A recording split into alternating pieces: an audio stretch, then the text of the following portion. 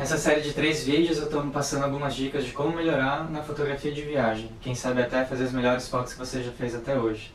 Eu sou Hugo Chinagli, fotógrafo e criador da Norte Fotográfico.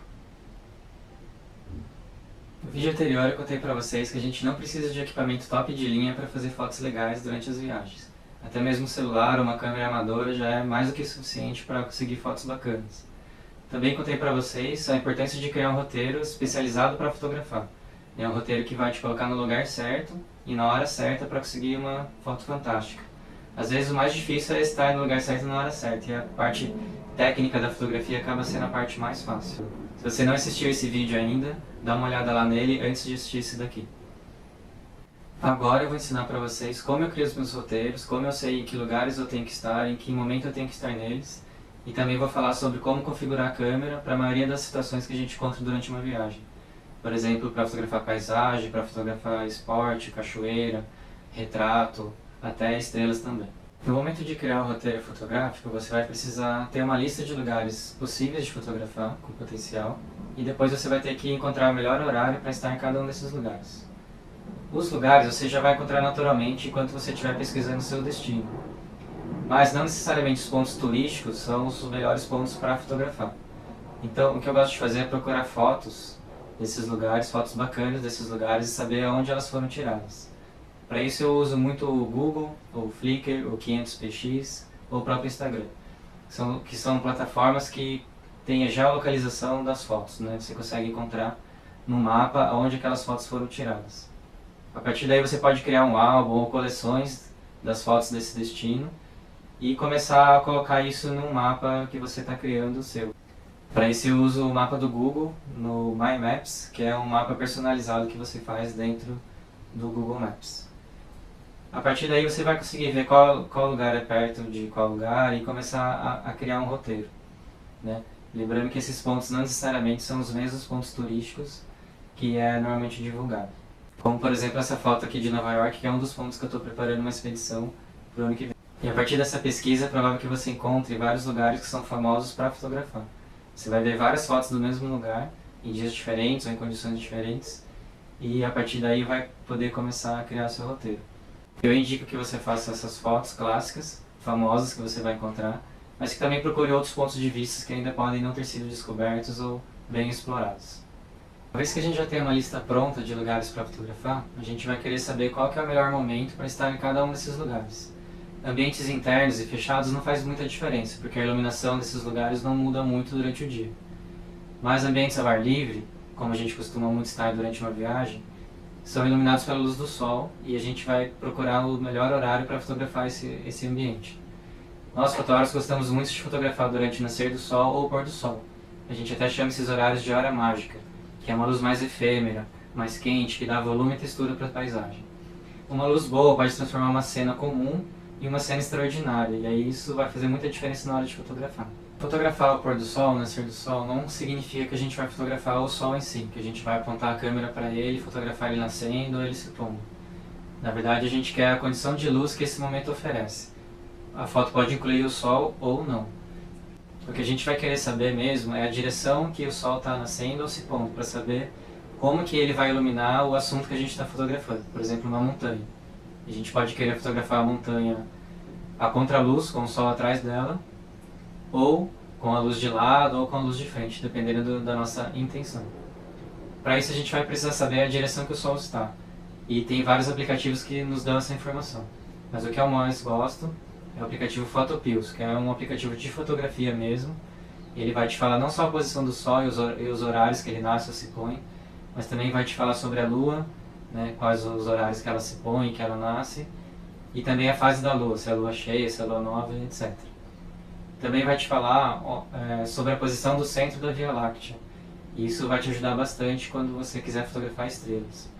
Além de várias outras ferramentas que esse aplicativo tem. É um programinha bem completo que a princípio pode parecer complicado de usar, mas com o tempo você vai aprendendo e é uma grande ferramenta para a gente planejar as fotos. E com essas ferramentas você pode se planejar para eventos bastante específicos e às vezes até raros, como por exemplo um festival local ou algum fenômeno natural. Quando o sol se alinha com as avenidas de Nova York, que é um evento que é chamado de Manhattan Range e acontece 2 vezes por ano. Inclusive eu já estou planejando uma expedição fotográfica para lá no ano que vem para fotografar esse evento. Mas você não precisa nem viajar para começar a praticar esse planejamento. Você pode treinar isso na sua própria cidade, olhando os lugares bacanas que tem para fotografar perto de você, e você já vai começar a entender como isso tudo funciona. E vai também descobrir uma cidade diferente, uma cidade de um jeito que você ainda não viu, apesar de já morar nela há algum tempo. Agora imagine que você já preparou um roteiro, você já está no lugar certo, na hora certa, está diante de uma cena fantástica para fotografar, e o que você precisa agora é só ter um pouquinho de técnica da fotografia para conseguir capturar aquela cena e não perder essa oportunidade. Então eu quero te passar agora algumas dicas de como você pode regular a sua câmera para diferentes situações comuns que a gente encontra em viagem, como por exemplo, fotografar paisagens, cachoeiras, retratos e assim por diante. Para entender isso, você precisa entender o pilar básico da fotografia, que é o triângulo de exposição. Talvez você já tenha ouvido falar disso, mas talvez com outro nome, mas é basicamente regular a abertura e velocidade e ISO da sua câmera. Quando você entende isso de uma maneira aprofundada, e é o que eu vou tentar te passar agora, você consegue adaptar a sua câmera a diversas configurações diferentes para situações diferentes. Então vamos lá ver como é que isso funciona. O triângulo de exposição diz respeito a 3 configurações básicas da nossa câmera: abertura, velocidade e ISO. Eles influenciam a exposição da nossa foto, deixando elas mais claras ou mais escuras, além de outros efeitos. Se a gente entender cada um deles muito bem, a gente consegue controlar a nossa câmera manualmente. Então a gente vai sair do automático e regular a nossa câmera manualmente para diferentes situações possíveis que a gente pode encontrar durante a nossa viagem. Então vamos lá entender uma por uma. A primeira delas é o ISO. O ISO diz respeito à sensibilidade do sensor. Quanto maior é o ISO, mais sensível é o sensor à luz. Então menos luz ele precisa para fazer a foto. Então, por exemplo, de 400 para 800, a gente aumentou a sensibilidade do sensor.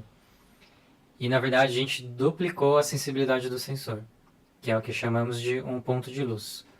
Então de 400 para 800, a gente duplicou a quantidade de luz que o sensor consegue captar, porque dobramos a sensibilidade do sensor.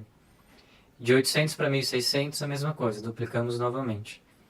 Mas de 400 para 1600, a gente quadruplicou a quantidade de luz que ele consegue receber.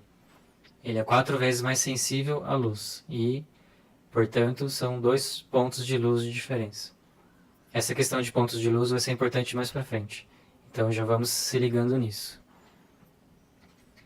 Porém, o efeito colateral do ISO é que quanto maior o ISO, menos cor a gente tem, as cores ficam menos saturadas e ao mesmo tempo a gente ganha ruído na foto. Então a foto fica menos limpa, fica um pouquinho mais suja.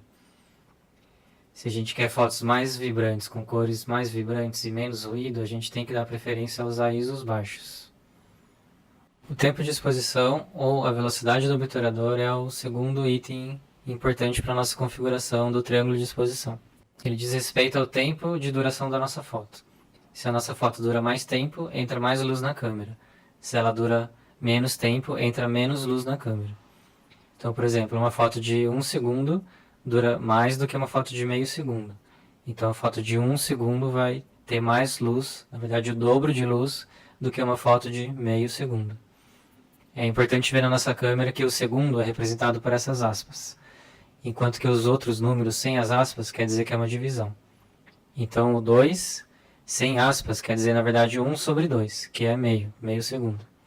E o 2, quando tem as aspas, quer dizer que são 2 segundos inteiros, e não uma divisão. Então, de 1 segundo para meio segundo, a gente está diminuindo pela metade o tempo e a quantidade de luz que está entrando na câmera. A gente está escurecendo essa foto e a gente está, portanto, perdendo 1 ponto de luz. De 1 segundo para 1/4 de segundo, a gente diminuiu 4 vezes o tempo, 4 vezes menos luz, só que são 2 pontos de luz a menos. O efeito colateral da velocidade ou do tempo de exposição é que tempos muito longos vão tender a borrar as coisas, tanto pelo movimento da nossa própria mão, se a gente não estiver usando o tripé, quanto se tiver algum objeto se movendo na nossa cena. Por exemplo, alguém correndo, ou o vento balançando alguma folha de uma árvore, por exemplo, pode fazer com que essa folha fique borrada. Se a gente usa velocidades mais rápidas ou tempos de exposições mais curtos, a gente tende a congelar esse movimento e não deixar que as coisas fiquem borradas. O terceiro fator, então, do triângulo é a abertura. Quanto maior o buraco que a nossa lente tiver, mais luz vai passar por ele. E então, mais clara vai tender a ficar a nossa foto. Quanto mais fechado é esse buraco, menos luz passa para a foto. Aqui tem uma pegadinha que a abertura tem alguns números esquisitos. E a gente tem que prestar atenção que é sempre uma divisão. Então, o f5.6 é maior do que o f8. Então, o f5.6 tem mais luz do que o f8. Né? Lembrando sempre que é uma divisão, a gente entende que esse número está diminuindo e está ficando mais escuro.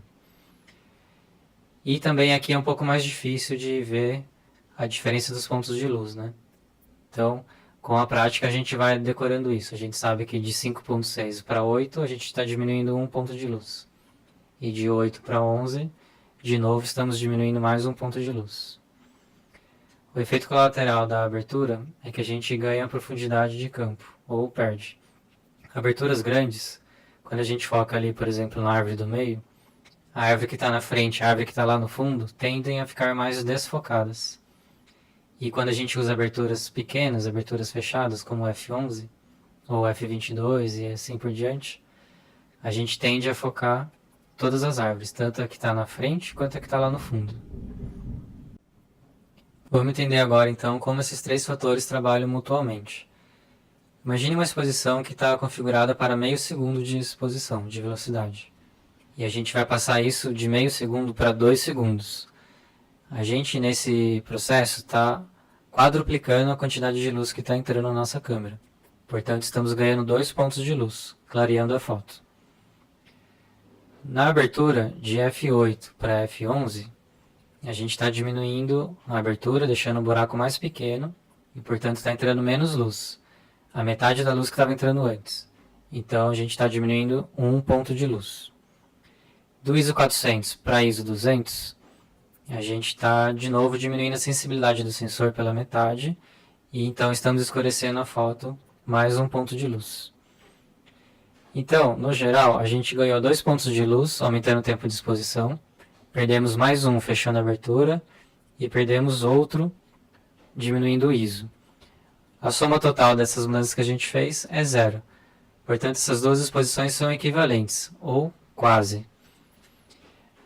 O que muda aí é o seguinte, a gente abaixou o ISO, por exemplo, então a gente vai ter mais cor e menos ruído na nossa foto. A gente fechou a abertura, quer dizer que a gente está aumentando nossa profundidade de campo, as coisas vão ficar menos desfocadas do que estava antes. E a gente diminuiu a nossa velocidade, quer dizer que se tiver alguma coisa se mexendo, a tendência é que ela borre mais do que antes. Essa é uma configuração típica que a gente controla a câmera para fazer fotos de paisagem. Porque a gente tem mais cor e menos ruído, a foto fica mais limpa e a gente também consegue focar mais coisas, né? Consegue focar a montanha que está lá no fundo e a florzinha que está bem aqui perto da gente. E a gente acaba prejudicando a velocidade. Mas já que a montanha não sai correndo, isso não é um problema para a gente. Principalmente se a gente estiver usando um tripé, a gente vai fazer as fotos de paisagem com tempos tendenciosamente mais longos e isso não será um problema.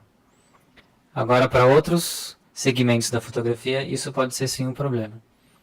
Por exemplo, para esportes. Para esportes, a gente vai priorizar ter uma velocidade bem curta, um tempo de exposição bem rápido, para que a gente congele o movimento que está acontecendo ali no esporte, seja do atleta, de um carro de corrida, qualquer coisa do tipo. Fazendo um tempo de exposição muito curto, a gente vai estar escurecendo bastante a nossa foto. E para isso a gente vai precisar compensar nos outros fatores. Então a gente vai ter que usar provavelmente uma abertura bem grande e um ISO bem alto para conseguir clarear a foto e ter um tempo de exposição bem curto. Para retrato é semelhante também. A gente não quer que a pessoa se mexa, que fique borrado. Então a gente pode usar uma velocidade alta e a gente também vai querer uma abertura grande para desfocar o fundo e dar aquele efeito bonito. A partir daí a gente vai tentar usar o ISO mais baixo possível para que atenda aquelas nossas configurações. Para fotografia de cachoeira, a gente gosta de dar aquele efeito de véu de noiva na água. Então a gente gosta de usar velocidades de exposição entre 1 e 3 segundos. Então a gente vai priorizar essa velocidade e vai regular a abertura e o ISO de maneira que atenda a essa velocidade que a gente está propondo. Agora, para fotografar estrelas, como é um ambiente bastante escuro, a gente vai precisar também de ter uma exposição bem longa, com vários segundos de exposição, porque a gente quer que entre bastante luz na câmera. E a gente também vai ter um tempo limite de exposição da nossa foto.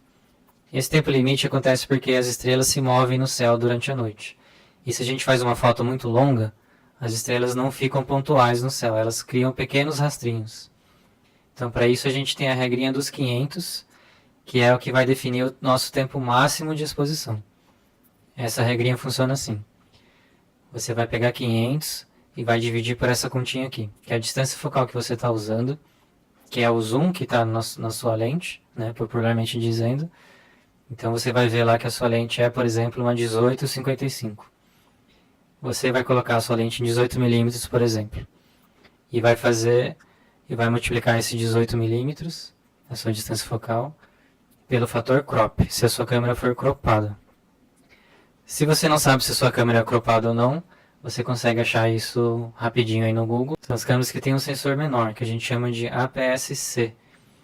Se você não sabe se a sua câmera é cropada ou não, provavelmente ela é cropada, porque as câmeras que não são cropadas são equipamentos profissionais, normalmente muito mais caros.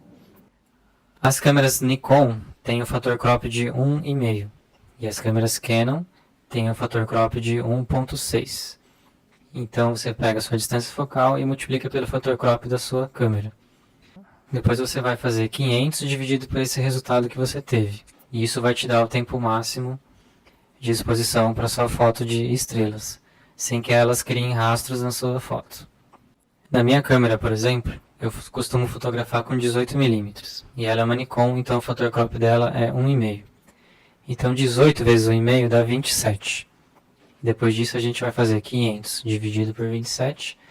Me vai dar um tempo aí de 18 segundos e meio. Esse é o tempo máximo que com o meu equipamento eu posso fotografar as estrelas.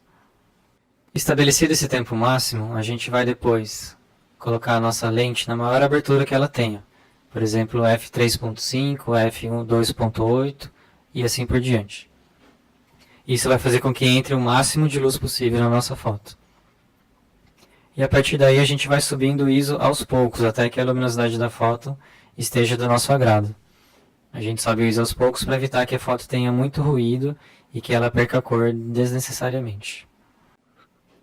Então, dessa maneira, você consegue regular sua câmera dependendo das necessidades que você encontre durante sua viagem.